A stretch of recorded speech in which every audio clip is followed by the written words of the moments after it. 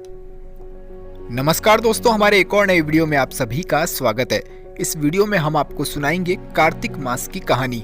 अगर हमारे चैनल पर नए हैं तो चैनल को सब्सक्राइब कर लीजिए और इस वीडियो को लाइक कर दीजिए।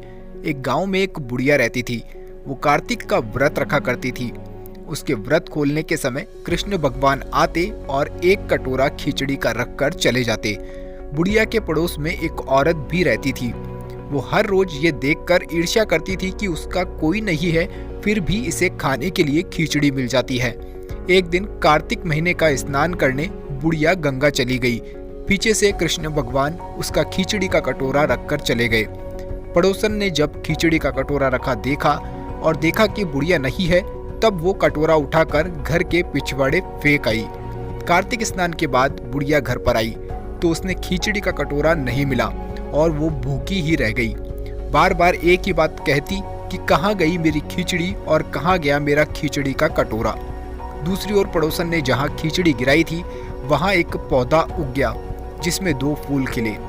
एक बार राजा उस ओर निकला तो उसकी नज़र उन दोनों फूलों पर पड़ी और वो उन्हें तोड़कर घर ले गया। घर आने पर उसने वो फूल रानी को दे दिए, जिन्हें सूंघने पर रानी गर्भवती हो गई।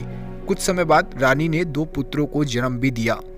वो दोनों जब बड़े हो गए तब वो किसी से भी बोलते नहीं थे, लेकिन जब वो दोनों शिकार पर जाते तब रास्ते में उन्हें वो बुढ़िया मिलती और जो अभी भी यही कहती कि कहाँ गई मेरी खिचड़ी और कहाँ गया मेरा कटोरा। बुढ़िया की बात सुनकर वो दोनों कहते कि हम है तेरी खिचड़ी और हम है तेरा बेला। हर बार जब भी वो शिकार पर जाते तो बुढ़िया यही बात कहती कि वो दोनों वही उत्तर देते। एक बार राजा के कानों में ये बात पड़ गई। उससे आश्चर्य हुआ कि दोनों लड़के किसी से नहीं बोलते, तब ये बुढ़िया से कैसे बात कर लेते हैं। राजा ने बुढ़िया को राजमहल में बुलवाया और कहा कि हम में से तो किसी से ये दोनों नहीं बोलते हैं, तुमसे यह कैसे बोलते हैं। बुढ़िया ने कहा कि महाराज, मुझे नहीं पता ये कैसे मुझसे बोल लेते हैं। मैं तो कार्तिक का व्रत करती थी और कृष्ण भगवान मुझे खिचड़ी का बेला भरकर देकर जाते थे। एक दिन मैं स्नान करके वापस आई तो मुझे वो खिचड़ी नहीं मिली।